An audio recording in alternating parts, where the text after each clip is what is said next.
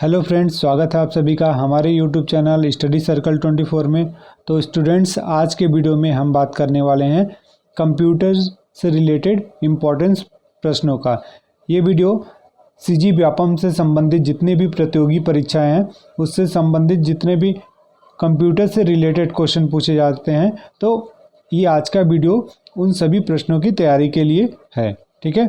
और साथ ही यदि आप स्टेट लेवल के अलावा भी सेंट्रल लेवल का किसी भी कंपटीशन एग्ज़ाम की तैयारी कर रहे हैं तो आप इस वीडियो के माध्यम से आप कंप्यूटर से संबंधित प्रश्नों को तैयार कर सकते हैं, जो कि हर एक एग्ज़ाम में लगभग 3 से 4 नंबर का ये प्रश्न पूछे जाते हैं। और स्टेट लेवल के एग्ज़ाम में हैं तो कंप्यूटर से रिलेटेड लगभग 15 से 20 नंबर के प्रश्न पूछे जाते हैं।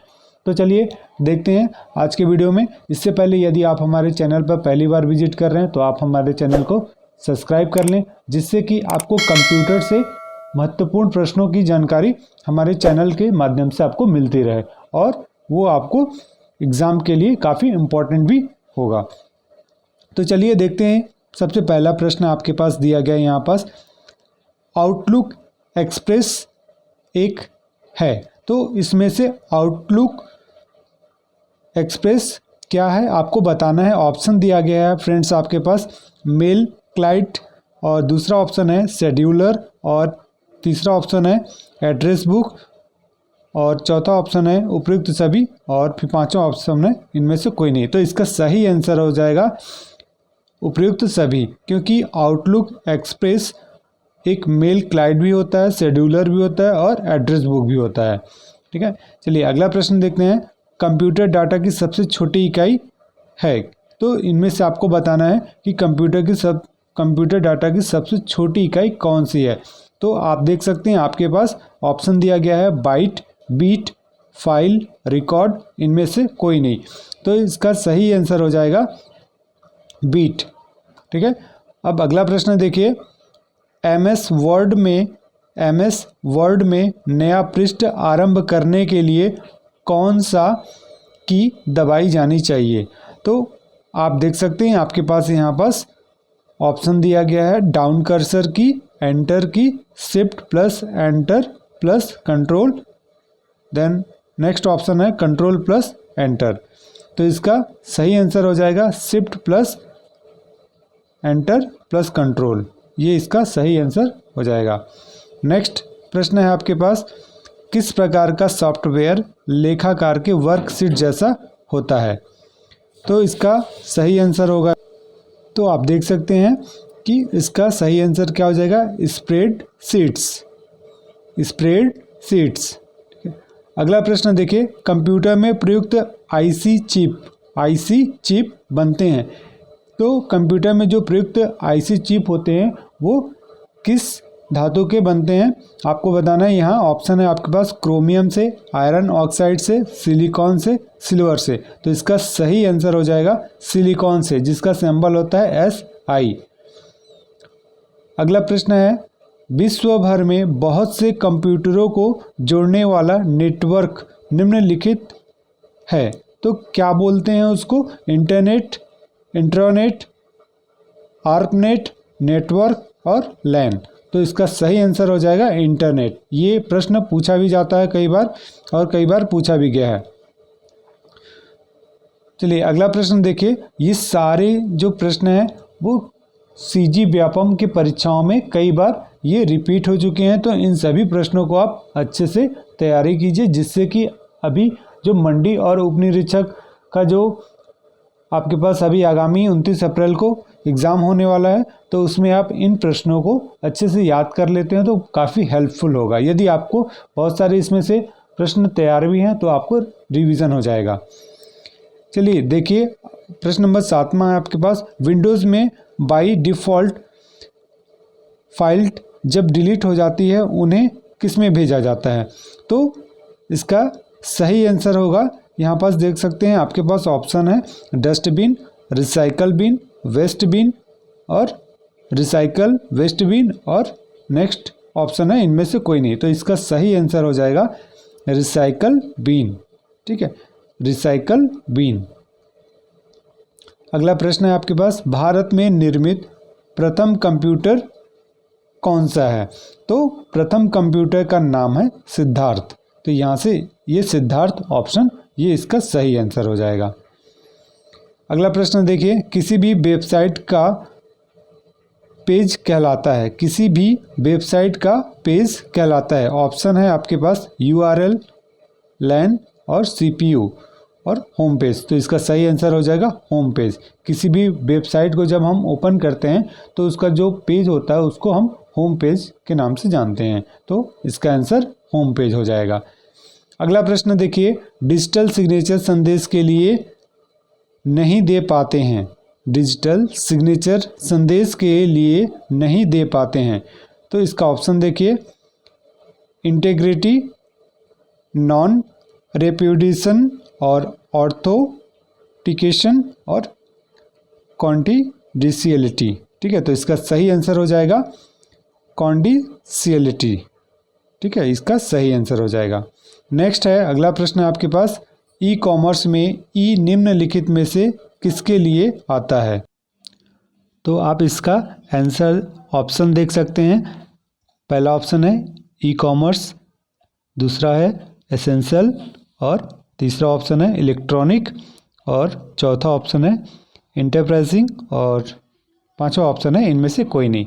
तो इसका सही आंसर हो जाएगा इलेक्ट्रॉनिक। ई कॉमर्स में ई किसके लिए आता है? इलेक्ट्रॉनिक के लिए आता है। ठीक है, अगला प्रश्न है आपके पास, कंप्यूटर के माध्यम से मुद्रा के अंतरण की प्रक्रिया को कहते हैं। तो जो कंप्यूटर के माध्यम से मुद्रा के अंतरण की प्रक्रिया होती है उसको हम EFT के नाम से जानते हैं, EFT के नाम से जानते हैं। तो इसका ये करेक्ट आंसर हो जाएगा EFT। अगला प्रश्न देखिए आपके पास है, भारत की सबसे बड़ी सॉफ्टवेयर कंपनी, भारत की सबसे बड़ी सॉफ्टवेयर कंपनी इनमें से कौन सा है?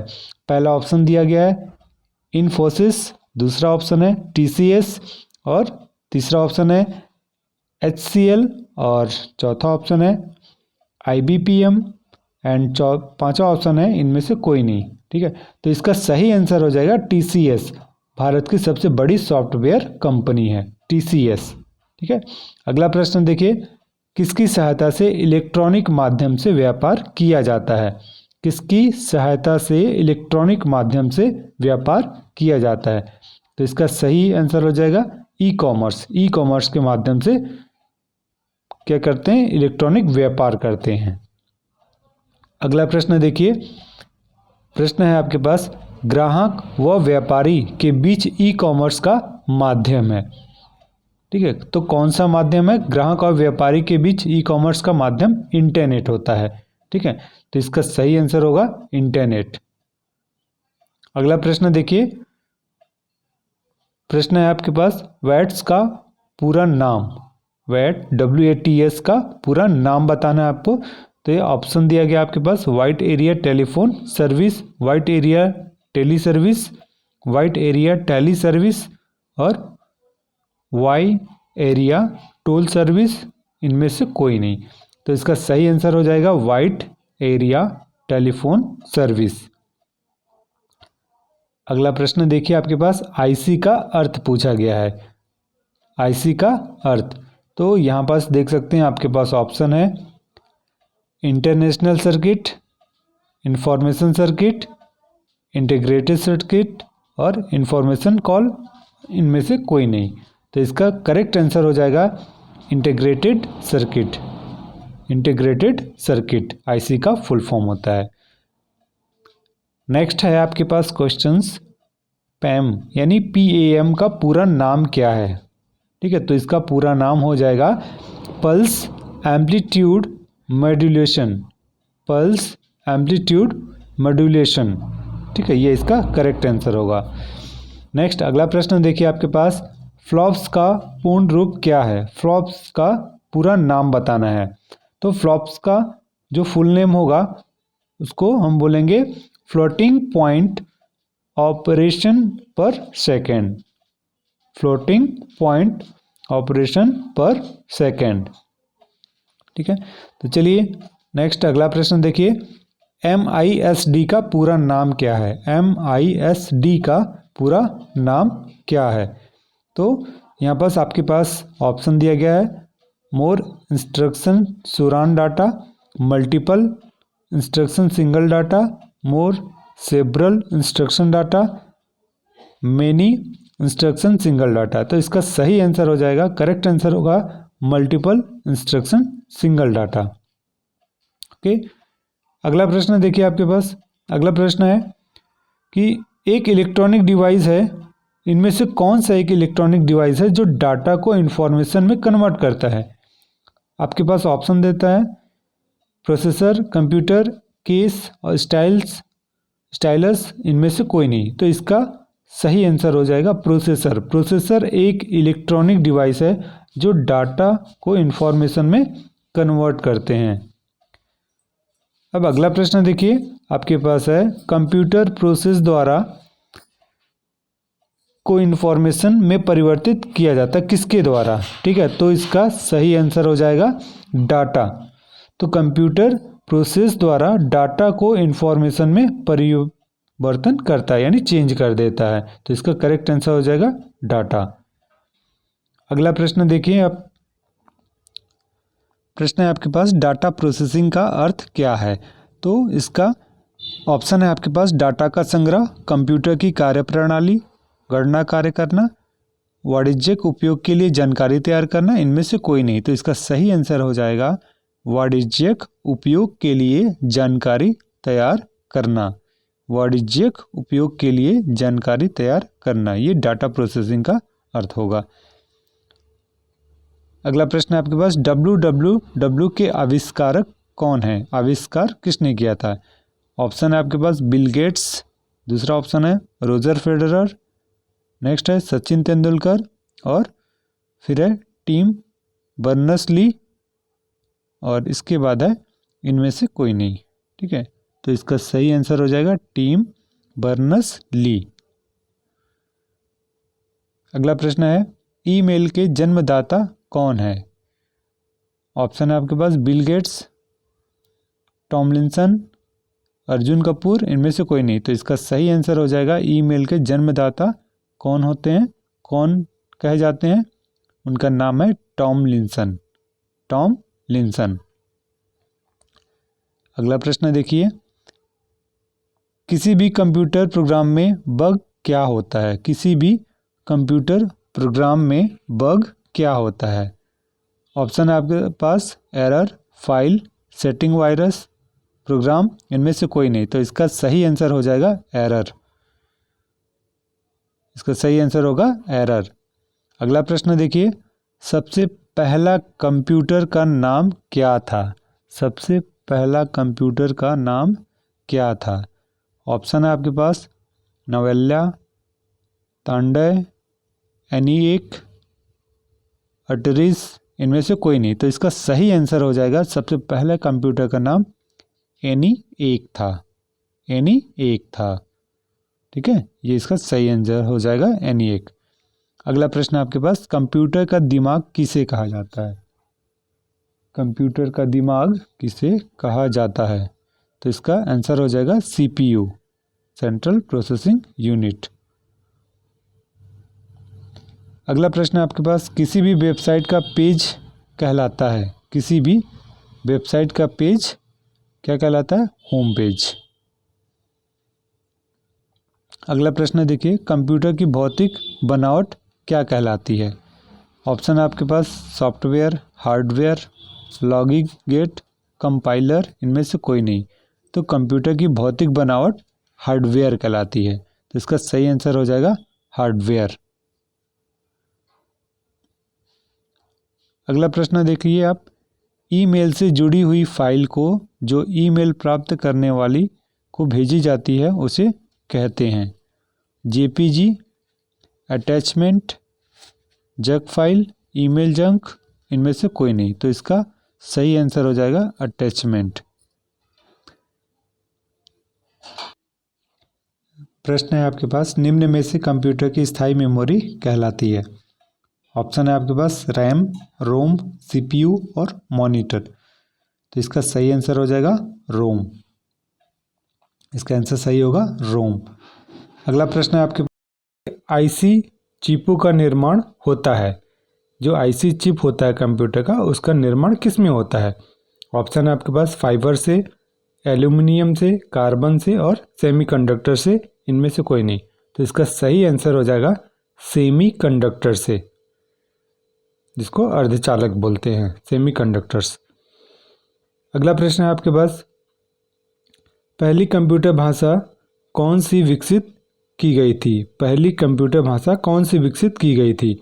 ऑप्शन है आपके पास पास्कल, फोरट्रॉन, बेसिक, कोबाल और इनमें से कोई नहीं। तो इसका सही आंसर हो जाएगा फोरट्रॉन। अब अगला देखते हैं फ्रेंड्स। प्रश्न है आपके पास, प्रथम पीढ़ी के कंप्यूटर में प्रयोग हुआ था। प्रथम पीढ़ी के कंप्यूटर में प्रयोग हुआ था। तो आपके पास ऑप्शन दिया हुआ है vacuum tube, transistor, magnetic core, punch card, इनमें से कोई नहीं। तो इसका सही आंसर हो जाएगा vacuum tube. Vacuum tube. Okay, next अगला प्रश्न देखिए। प्रश्न है, भारत का प्रथम कंप्यूटरकृत डाकघर कहाँ है? भारत का प्रथम कंप्यूटरकृत डाकघर कहाँ है? तो इसका सही आंसर हो जाएगा नई दिल्ली। नेक्स्ट है, भारत में निर्मित प्रथम कंप्यूटर है। भारत में निर्मित प्रथम कंप्यूटर का नाम सिद्धार्थ है। सिद्धार्थ। अगला प्रश्न है, कंप्यूटर साक्षरता दिवस कब मनाया जाता है? फ्रेंड्स, ये काफ़ी इंपॉर्टेंट प्रश्न हो जाता है। अभी आपके जो मंडी उप निरीक्षक के जो एग्ज़ाम होने वाले हैं उसके लिए भी, और पूरे सभी सीजी व्यापम के जितने भी कंप्यूटर से रिलेटेड एग्ज़ाम होते हैं उन सभी परीक्षाओं के लिए ऐसे प्रश्न काफ़ी इम्पॉर्टेंट हो जाते हैं। तो इसलिए आप इन सभी प्रश्नों को अच्छे से याद कर लें।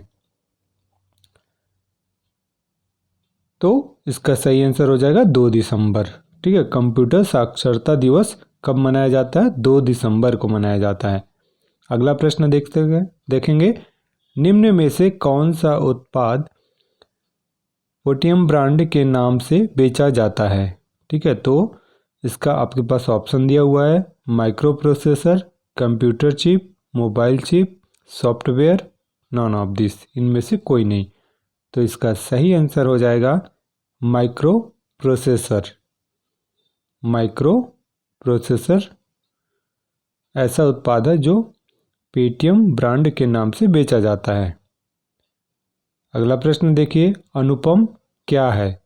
अनुपम क्या है? एक सामान्य कंप्यूटर, एक एंड्रॉयड मोबाइल, एक शोध संस्था, एक super computer, none of this, इनमें से कोई नहीं। तो इसका सही आंसर हो जाएगा एक सुपर कंप्यूटर। ठीक है, अनुपम एक सुपर कंप्यूटर है। अगला प्रश्न देखिए, सर्च इंजन नहीं है। जो ऑप्शन दिए गए हैं इनमें से कौन सा सर्च इंजन नहीं है? पहला ऑप्शन दिया है याहू, फिर दूसरा दिया हुआ है बाइडू, और तीसरा ऑप्शन है आपके पास वॉल्फ्राम अल्फ़ा, और चौथा ऑप्शन है गूगल। ठीक है, तो इनमें से जो वॉल्फ्राम है, वॉल्फ्राम अल्फ़ा, ये सर्च इंजन में नहीं आता है। तो इसका करेक्ट आंसर वॉल्फ्राम अल्फ़ा हो जाएगा। ओके फ्रेंड्स, आज के वीडियो में आप लोगों के लिए एक प्रश्न है जिसका आंसर आपको वीडियो के कमेंट बॉक्स में कमेंट करके आपको हमें बताना है। ठीक है, तो आज का आप लोगों के लिए एक प्रश्न है कि प्रश्न है URL का फुल फॉर्म बताइए। URL का फुल फॉर्म बताइए। ठीक है, तो फ्रेंड्स, यदि आपको इसका आंसर पता है तो आप वीडियो के कमेंट बॉक्स में कमेंट करके आप हमें ज़रूर बताएं, और इस वीडियो को ज़्यादा से ज़्यादा अपने दोस्तों को भी शेयर करें। ठीक है, तो आज के वीडियो में इतना ही। मिलते हैं आपसे अगले वीडियो में। तब तक के लिए thank you and best of luck.